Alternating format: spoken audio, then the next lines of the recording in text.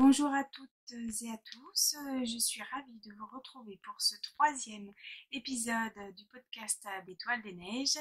Je suis ravie de vous retrouver pour cette troisième fois. Nous allons parler aujourd'hui tricot, essentiellement tricot.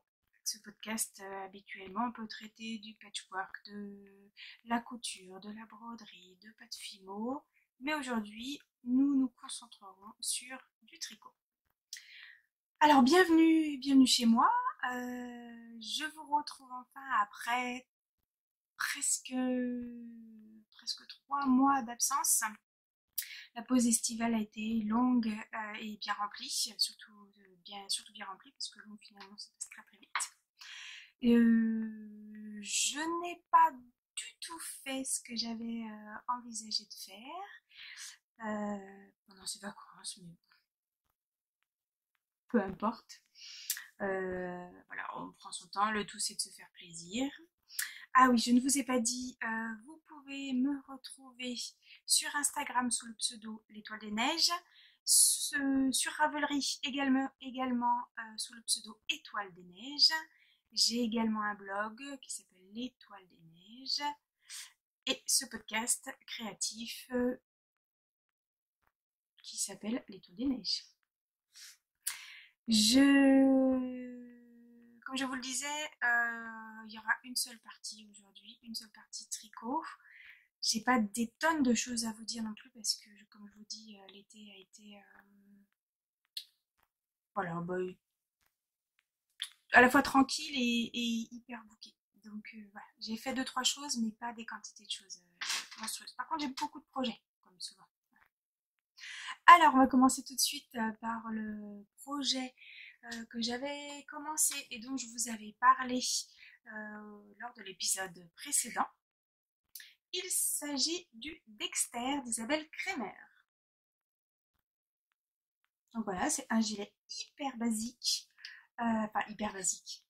Disons qu'il peut se porter absolument avec n'importe quoi, un pantalon, une jupe, une robe, sans aucun problème. Donc voilà ce joli petit gilet qui est un top-down, donc qui se tricote du haut vers le bas, et que j'ai tricoté dans une laine qui est la laine d'Isoldatic. C'est une laine donc, qui ne se fait plus. C'est la blend numéro 1. Et je pense savoir pourquoi elle ne se fait plus. Parce que j'ai eu l'impression, quand j'ai lavé mon gilet, qu'elle avait tendance un petit peu, peut-être, à feutrer. Et je me demande s'il n'a pas un tout petit peu rétréci. Parce que, surtout en longueur. Parce qu'il me semblait que je l'avais fait quand même bien, peut-être bien 2 centimètres de plus, parce que je voulais quand même quelque chose qui arrive en dessous de la taille, au-dessus des fesses, mais enfin là on est comme bien... Voilà, j'ai l'impression qu'il a rétréci en hauteur. Mais la laine est super douce. Donc on verra à l'usage, et puis s'il faut refaire un refrain dans une laine un peu plus costaud.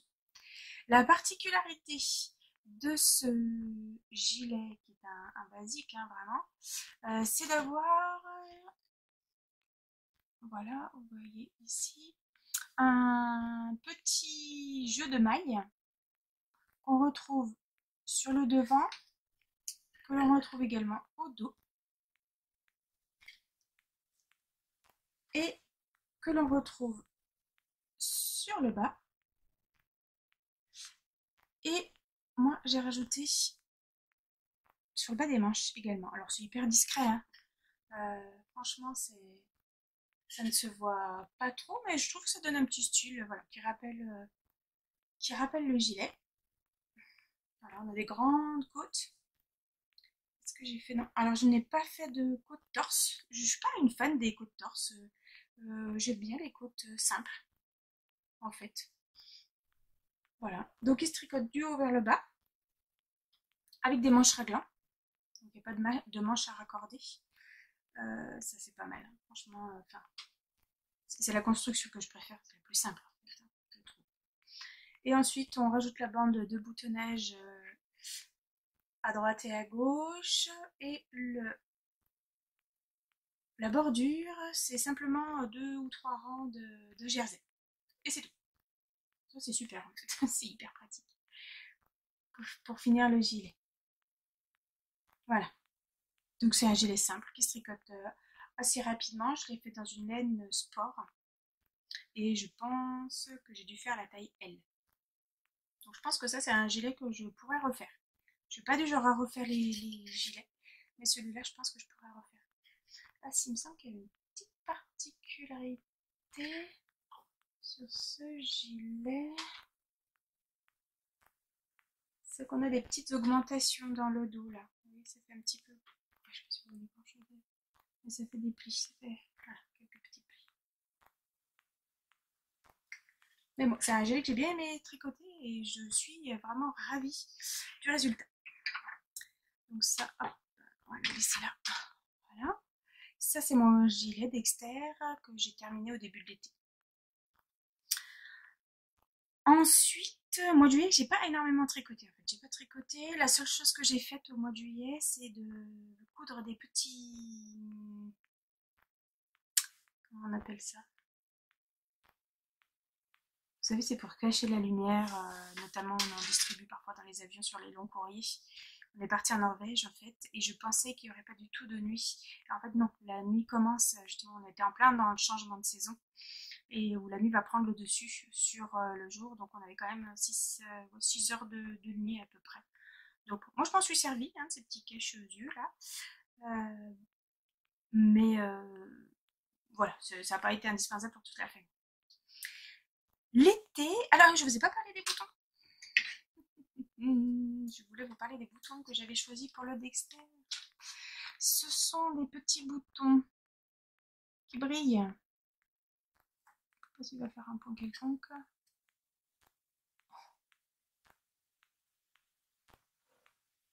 Bref, ce sont des petits boutons en plastique hein, qui brillent et j'ai acheté ces petits boutons sur le site Ma Fabrique de Boutons, qui est un site qui fabrique des boutons en France, ils les conçoivent et les fabriquent en France. Alors j'en ai acheté plusieurs, donc j'en ai acheté en 1 mm. 1 mm c'est petit en fait, hein. Je me rends compte que voilà, c'est pas bien gros, donc il m'en reste encore des en 12 mm. J'en ai acheté des petits roses qui sont tout mignons. Et c'est pas très très cher, hein. Bien franchement, hop hop hop.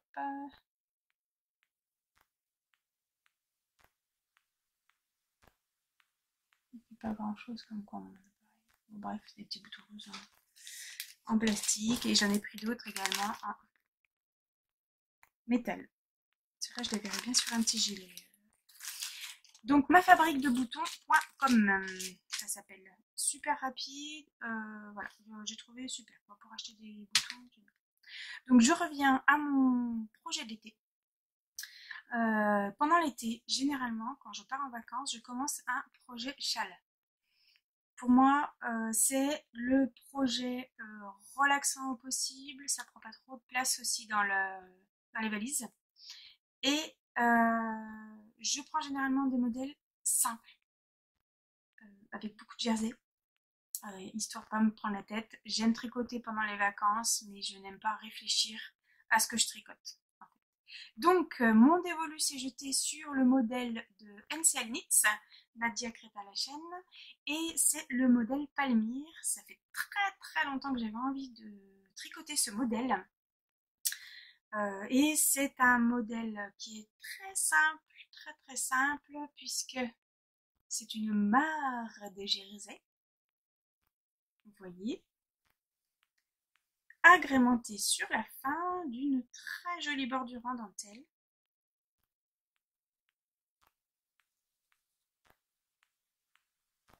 Voilà. Donc on est sur un modèle vraiment, vraiment sympa à faire pendant les vacances. C'est un châle en demi-lune.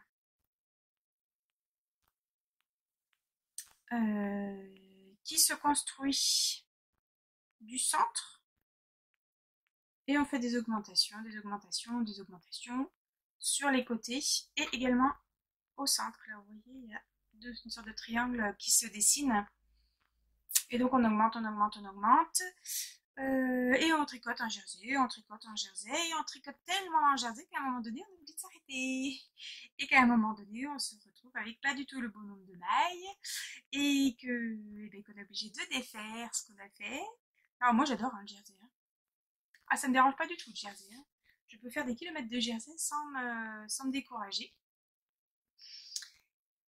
Si bien que, ayant pas mal de laine en stock pour ce modèle, j'ai tricoté 50 mailles supplémentaires, quand même, que sur le modèle initial, ce qui correspond en fait à 2 motifs de dentelle.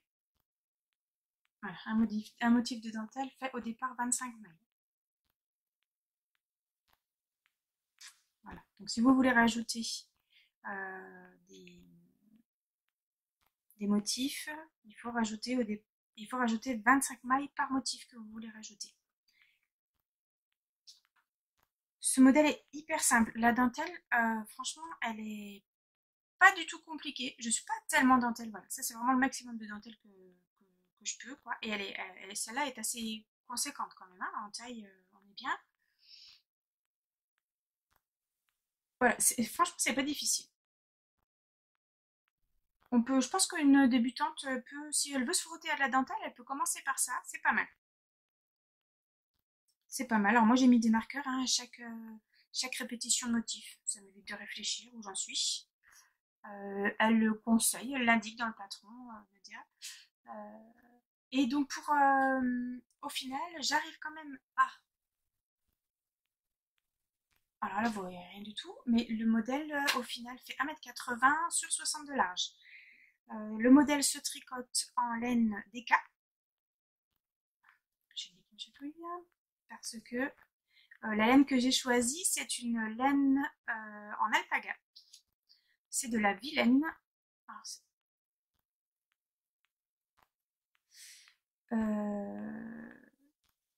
ces écheveaux sont assez anciens. Ça fait un bon moment que je les ai achetés à Marion. C'est pour ça que l'étiquette, c'est pas forcément celle que vous allez retrouver maintenant sur les écheveaux. C'est une laine en DK qui s'appelle Frileuse DK et c'est de la 100% bébé alpaga. C'est d'une douceur, c'est une tuerie. Quoi. Ça, pour l'hiver, ça va être génial. Quoi. Un châle épais et aussi doux, c'est merveilleux. Donc là, ça, c'est vraiment le châle d'hiver. Hein. On n'est pas sur de la fingering. Là, on s'emballe dedans. Et alors, je ne sais plus si je vous avais parlé. Non, non sans doute pas. J'ai cousu un manteau magnésium dans un tissu de chez Benitex qui est dans les tons de turquoise. Turquoise et orange, ça va aller trop bien ensemble. Alors, je ne sais jamais comment mettre mes châles. Hein. Je pense qu'il faudrait qu'on ait des cours. Là, je pense que l'intérêt, c'est quand même d'avoir le maximum de dentelle sur le devant. Ouais, ça me paraît pas mal après, avec un manteau qui est un petit peu dégagé sur le devant. Je trouve ça bien. Alors, soit je les porte comme ça, voilà, style en écharpe, soit je les porte vraiment en mode châle, quoi, par-dessus le manteau carrément. Ça fait un peu mébile, j'avoue que on s'en fiche. Là, je sais plus si je vous ai dit la couleur, c'est dressé à un écureuil. Alors, il est très très. Je crois même que c'est la première fois que je tricote cette couleur-là, qui est un orangé, un orangé franc, qui est un petit peu dégorgé d'ailleurs, hein, mais la couleur n'a pas bougé.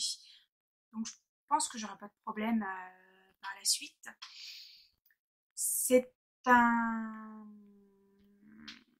Donc ça dégorge, je pense que c'est un peu logique, hein, il y a une base de rouge, hein, et le rouge a quand même tendance à dégorger d'une façon générale assez, assez facile. Je vais l'enlever quand même parce que on est quand même au mois de septembre, on est mi-septembre, on est le 15 septembre. Il fait 30 degrés, on est bien. On est bien. Pour une tricoteuse, hein, quand il fait trop chaud, c'est pas forcément agréable. Faut pas mettre ses gilets, ses pulls, ses châles. Voilà, donc ça c'était les deux projets de l'été. J'ai pas, voilà, j'ai pas carburé. J'ai un petit peu avancé quand même mon Stratendrick.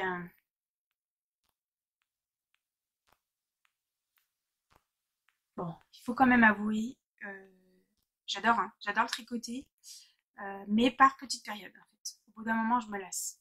Le nombre de mailles est quand même conséquent. Là, dans 5 centimètres, je vais arriver aux augmentations sous le bras parce que ça fait un peu un modèle de chauve-souris. Pour ceux qui n'auraient pas suivi mes épisodes précédents, le Stratendrick, c'est un pull hyper loose de Kate Davis Designs. Donc, Kate Davis est une écossaise et là, elle a ressorti des motifs traditionnels écossais, voilà, de Ferril. Donc, super agréable à tricoter. Hein. Enfin, comme je dis, ça c'est mon tricot hypnotique. Quand j'ai vraiment envie de penser à rien, je sors celui-là. Il n'est pas difficile en fait. Et au contraire, les répétitions sont assez rapprochées. Les mailles, les motifs se font sur assez peu de mailles. Sur combien de mailles d'ailleurs? 2, 4, 6, 8, 10, 12, 14. Voilà, sur 18 mailles.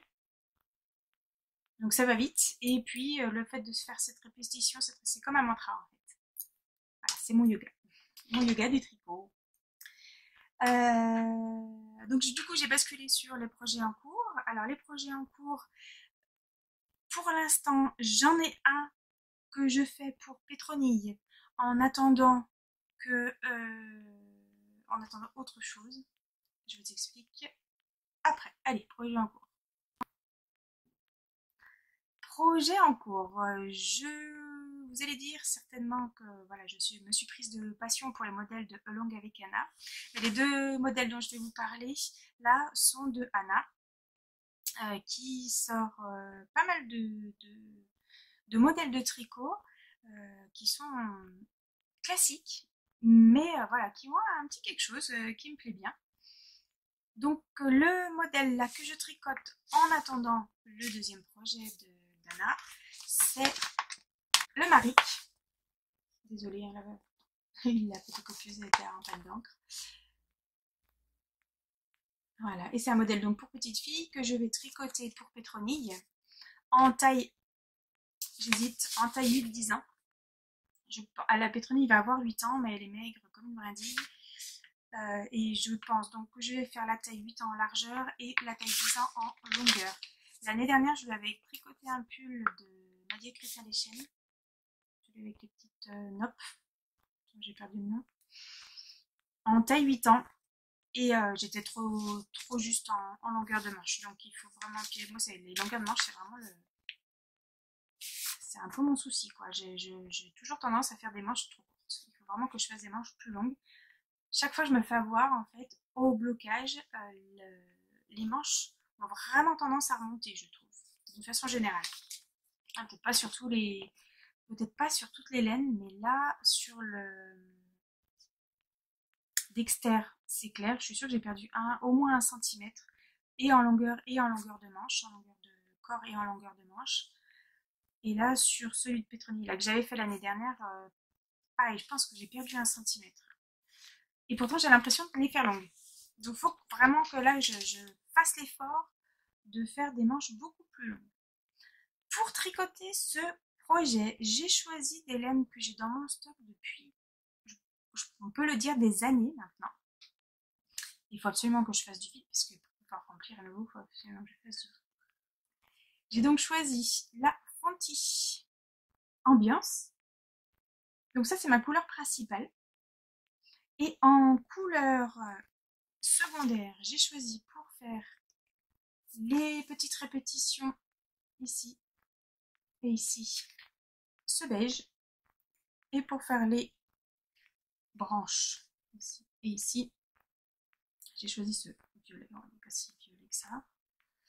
Et du coup, je reviens sur de l'orange. Moi qui n'ai jamais tricoté d'orange, voilà de nouveau un petit peu d'orange. Et ça nous fait un combo, je trouve, qui est plutôt pas mal. Voilà, je trouve que les 4 laines ensemble sont assez chouettes. Alors, il faudrait que j'aille vous attraper ce que j'ai commencé à faire. J'ai pas fait grand chose, hein, j'ai commencé hier soir. Un peu frustrée en fait. Je vais vous expliquer mon aventure. Je vous montre mon petit sac discret petit pan que j'avais eu l'année dernière quand j'étais allée au salon L'Aiguille en fait. Donc j'ai commencé hier soir super tard. J'aurais été 11h du soir quand j'ai commencé de l'autre côté. Et voilà la première manche.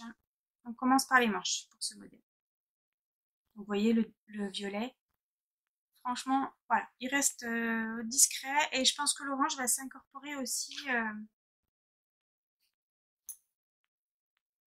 Bon, on verra, hein. On verra si c'est. Voilà, je vais faire des essais, si ça fonctionne pas. J'ai fait ma carrément mauvaise élève, hein, j'ai pas fait d'échantillon. Mais normalement, on est bon parce que le modèle demande un échantillon de 24 mailles pour 10 cm. C'est ça. Et donc en aiguille 3, 25. Et moi, là sur. On est en aiguille 4 et c'est un échantillon de 24 mailles. Donc en aiguille 4, j'ai commencé à tricoter en aiguille 4. C'était une catastrophe, quoi. J'ai monté 52 mailles, je me suis retrouvée avec un bas de manche large comme ça. Je suis passée directement en 3,5. Et là, on est nettement mieux. Nettement mieux et encore, enfin, j'espère que ce sera pas trop grand. Parce que là, je peux quand même passer mon bras comme si il était pour moi. Bon. Après, normalement, par contre, on n'augmente plus. Là, je suis à la fin des augmentations et on continue tout droit. Il sera pas trop petit celui-là. Voilà, ça, c'est certain. Donc c'est un petit modèle qui se tricote. D'abord, on tricote les manches, puis on tricote le bas du corps et arrivé sous les aisselles à peu près, on rejoint et on tricote en rond le yoke.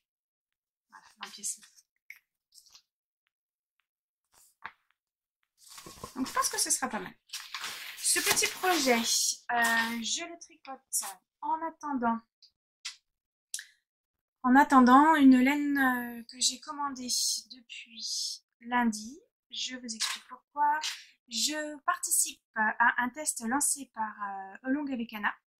Elle lance, comme je vous disais, plusieurs projets ces derniers temps qui sont des tests de pull ou de gilet. Anna n'est pas trop châle.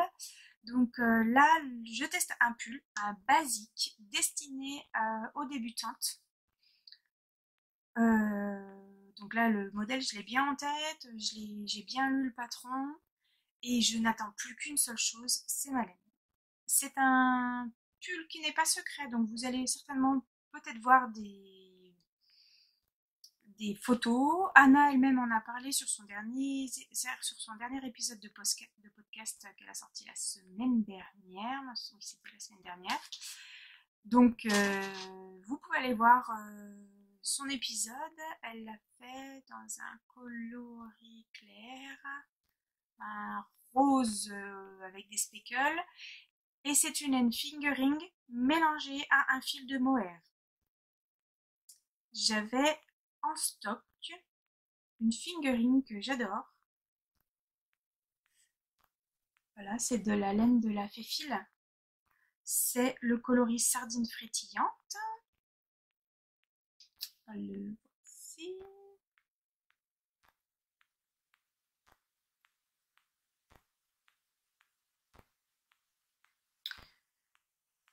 Je pensais marier cette laine à... c'est de mérino et soie. 75% mérino, 25% soie. Donc c'est un fil qui est un tout petit peu brillant. Je pensais mélanger ce fil brillant à de l'alpaga silk de Drops. Et puis quand j'ai fait mon échantillon, parce que je suis pas toujours mauvaise élève quand même, surtout qu'Anna insiste bien sur les échantillons pour avoir des mesures le plus juste possible, surtout pour un test. Et quand j'ai fait mon échantillon, mais j'étais à 18 mailles avec des aiguilles en 3,5, alors qu'elle utilise des aiguilles 4. Et j'étais à 18 ou 19 mailles, donc ça allait pas du tout, quoi. Il a donc fallu que je rachète de la Kid Silk, qui est du mohair et soie. Alors que l'alpaga silk, c'est de l'alpaga et de la soie. Mais du coup, l'échantillon n'est pas du tout le même. Donc, j'ai commandé ma laine un petit peu... Voilà, j'étais un peu déçue parce que j'aurais bien aimé utiliser la laine que j'avais.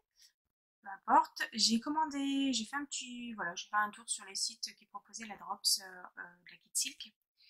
Il y avait Kalidou, bien sûr, où je commande assez régulièrement et je ne suis jamais déçue. Et il y avait Lucelaine Tricot également qui proposait de la Kid Silk à un prix vraiment intéressant. Euh, Nettement moins important que Drops. Et j'ai décidé de commander chez Lucelaine Tricot. J'avais déjà commandé sur Lucelaine Tricot, hein, c'était ma 3e commande.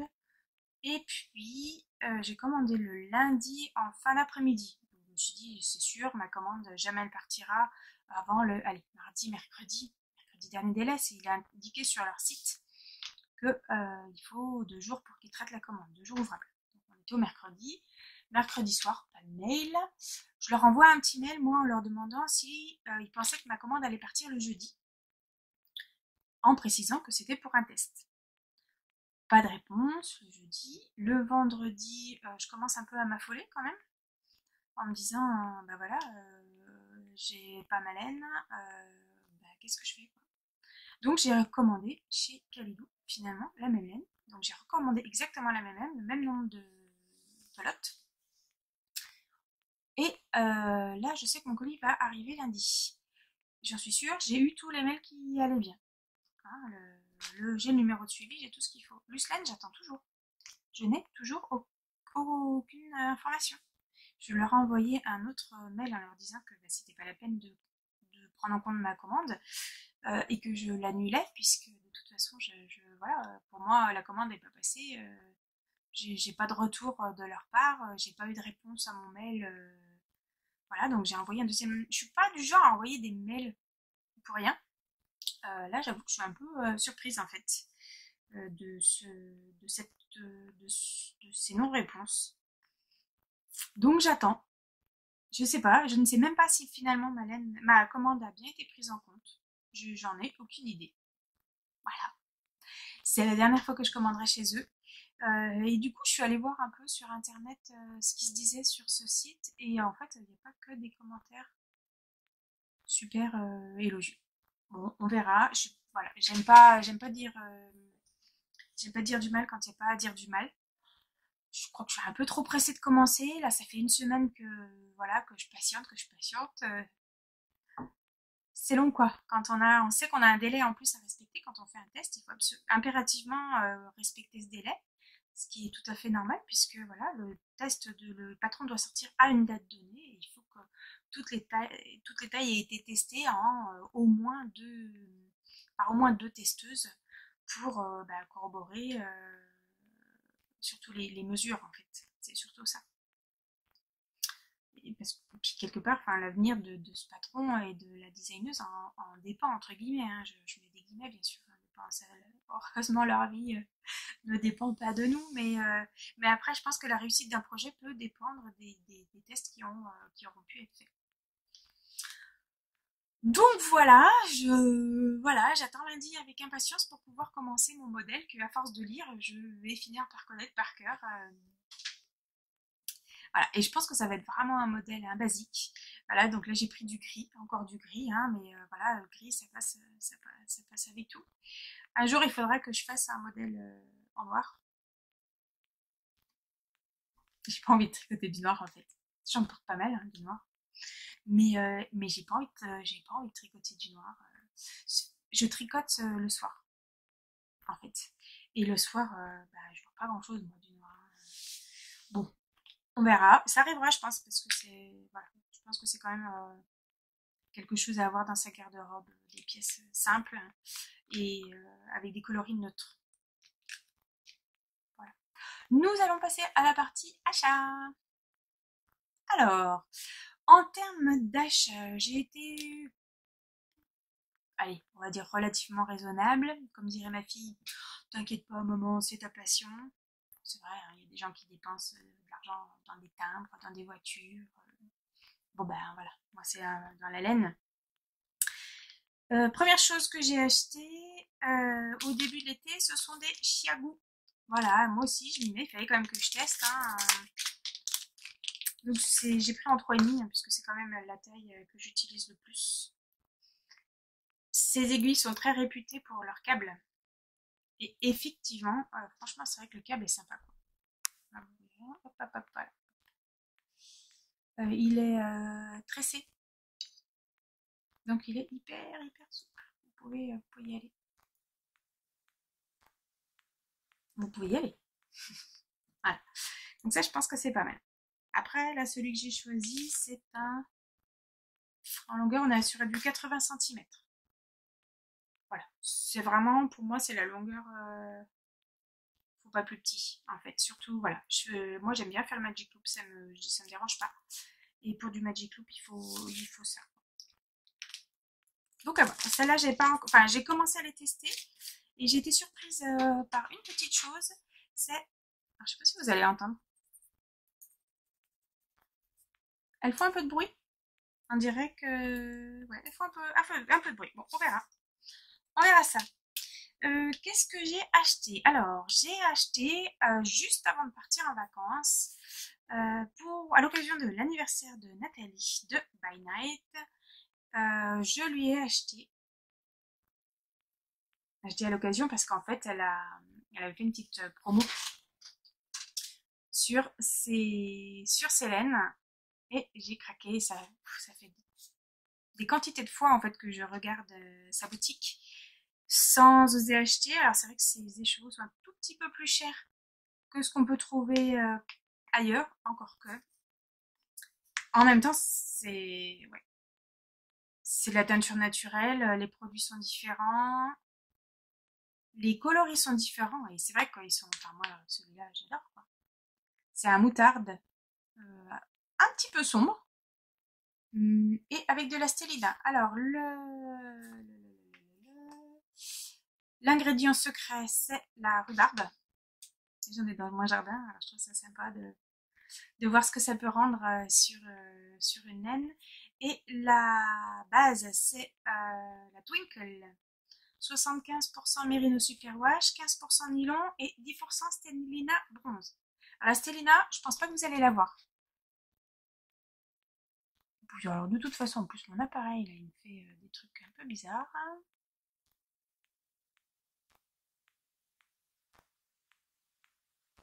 La Stellina, elle est hyper discrète. Le fil est vraiment très très très fin.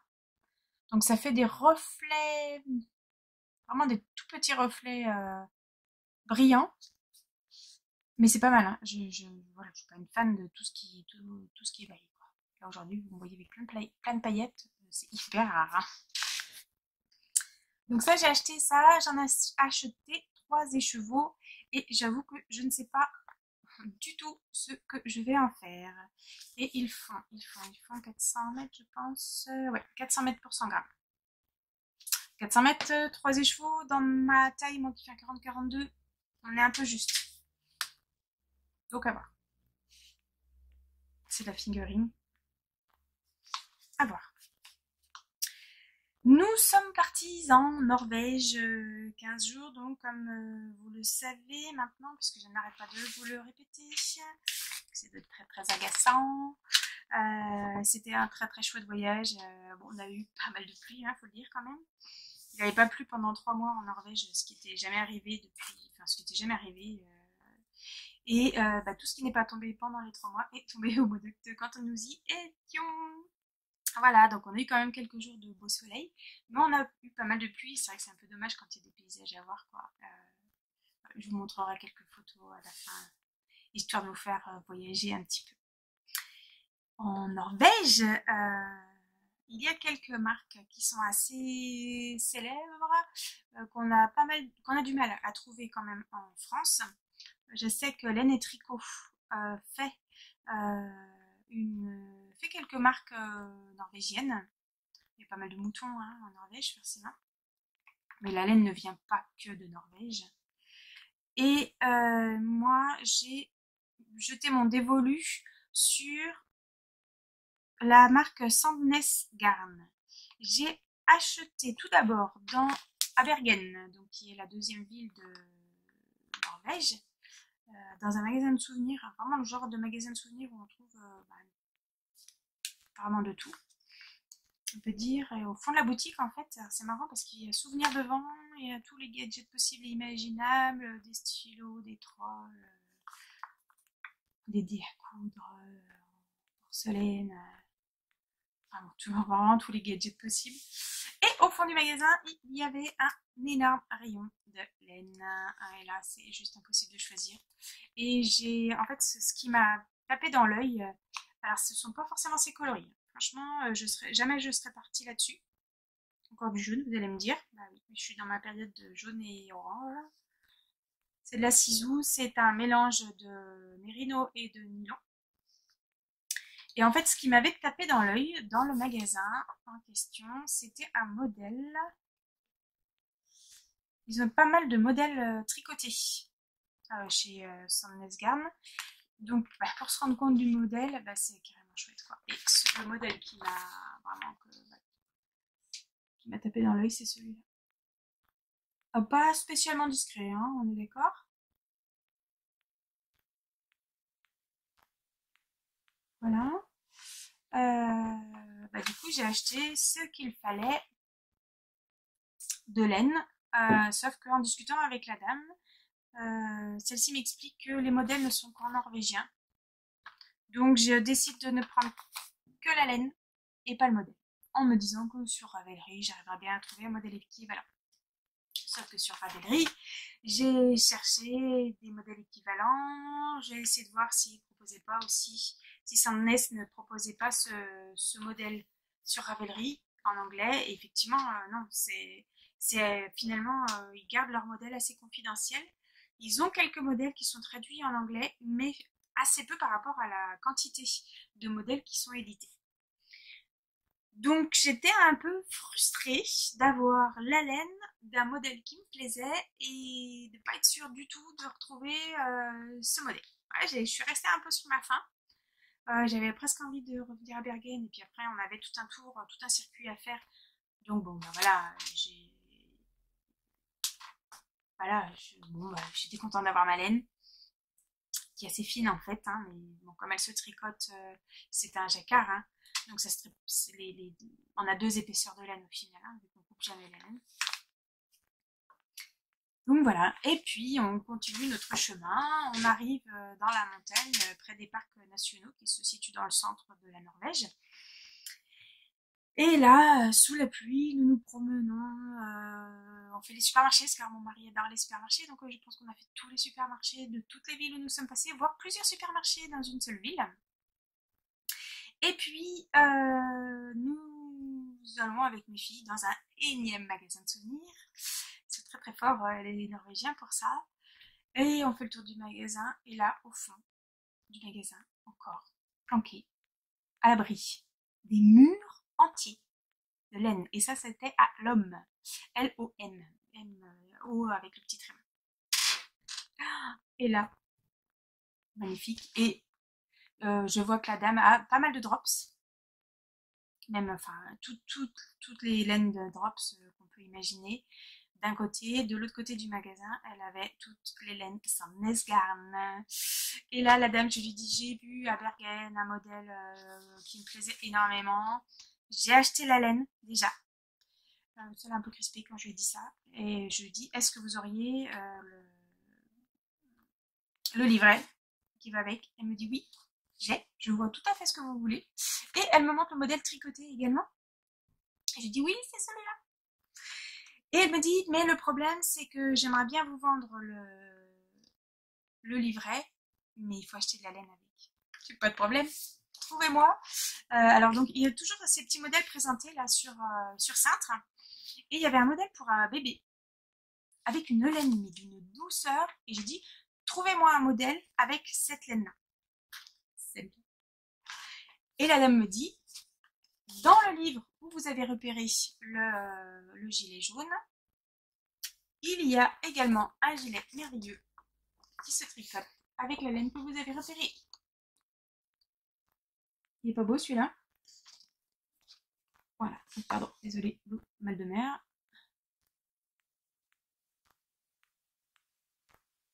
Voilà. Et donc, ben voilà, hein, me voilà à acheter, la laine qui correspond, de l'alpaga mais d'une douceur incroyable. Hop, comme ça vous le verrez mieux. Voilà, en marine et en écru. Voilà, et alors maintenant, excusez-moi ta paire, je n'ai plus qu'à traduire ce modèle. C'est du norvégien, je vous rappelle. Alors j'ai essayé, hein. J'ai commencé. J'ai commencé à traduire le jaune. Le jaune, ouais. Et ben, j'ai traduit, on va dire, de là à là. Voilà, c'est-à-dire ça sur le patron fait un norvégien ne ressemble, si, j'allais dire, le norvégien ne ressemble pas du tout à l'anglais. C'est pas vrai, il y a des consonances qui ressemblent à l'anglais. Alors ça s'écrit pas du tout pareil par contre. C'est là la difficulté, je pense. Donc, ben, mon ami Google Traduction m'aide, me traduit absolument n'importe quoi. Mais j'ai trouvé un site, il faudrait que je vous mette le lien si ça vous intéresse. Un site qui traduit du norvégien à l'anglais. Donc on arrive quand même à saisir deux, trois choses. La lumière est en train de changer. Je sais pas trop comment mettre. Voilà, alors je vous montre la pochette, la couverture.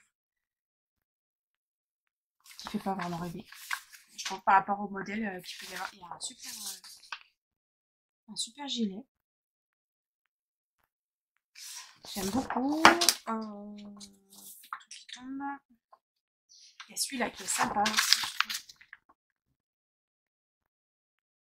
Et je trouve ça tellement dommage que ce ne soit pas traduit. Au moins en anglais. Et même celui-là, je trouve qu'il est très sympa. Alors, il n'y a pas grand-chose, mais il y a une petite torsade là sur le yoke en fait. Ici, une torsade. Voilà. Ouais. Franchement, ils ont des modèles qui sont très très chouettes. Et je sais que dans mes favoris de Ravelry, il y a beaucoup de modèles de Sand Nesgarn qui m'avaient tapé dans l'œil. Donc voilà, donc quand j'aurai un moment et avant de commencer ma grosse période au mois de janvier de boulot, j'essaierai de traduire ces modèles. Si vous avez des conseils à me donner en matière de traduction de tricot norvégien, je prends. Je prends. Voilà, ça c'est, voilà, ce serait, si j'arrivais à faire ces deux modèles-là, ce serait vraiment, vraiment chouette. Voilà. Qu'est-ce que j'ai à vous dire d'autre? Pour les projets à venir, hormis le test et le pull de Pétronille, qui est en cours, celui-là, les projets à venir, j'aimerais bien me faire le Sirva de Marie-Amélie Designs avec une laine que je vous avais montrée, qui est le podcast précédent ou au premier podcast, je ne sais plus. C'est une laine de teinture sauvage. La marque c'est Teinture Sauvage. C'est une teinturière indépendante qui teint à base de plantes et qui est basée dans la Loire. Et j'aimerais donc faire le modèle Sirva avec cette laine. Le modèle Sirva, c'est un modèle de gilet avec une tresse le long de l'encolure. Je pense que ça pourrait bien donner. Voilà, alors ce podcast n'est pas hyper long. En même temps, quand on n'a pas de projet à présenter, ben forcément, voilà, on n'a pas grand-chose à dire. J'espère vous retrouver peut-être un peu plus rapidement que cette fois-là. Peut-être avec de la couture, si l'envie revient. C'est un peu chaud, ouais, c'est un peu chaud. Et puis voilà, donc voilà, c'est pas le mojo, c'est presque plus le temps, quoi. Il faut quand même avoir 2-3 heures devant soi voilà, pour se mettre dans le projet, quoi. Et ça, c'est vrai que le tricot, on sort son tricot, on fait 2-3 rangs, on arrête. C'est tellement plus simple. Voilà, donc j'espère vous retrouver bientôt, plus vite que, voilà, que ces 3 mois qui ont passé. Je vous souhaite un joyeux tricot et je vous dis à bientôt. Bye bye!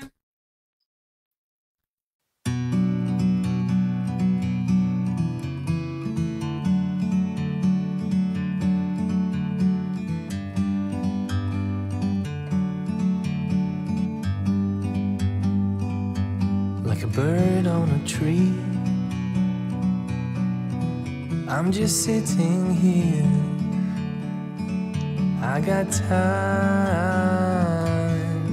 it's clear to see. From up here, the world seems small. We can sit together. It's so beautiful, you and me. We meant to be in the great outdoors, forever free.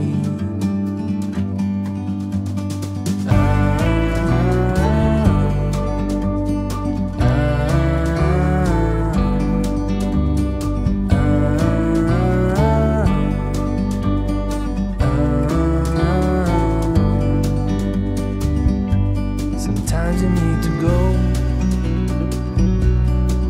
and take a step back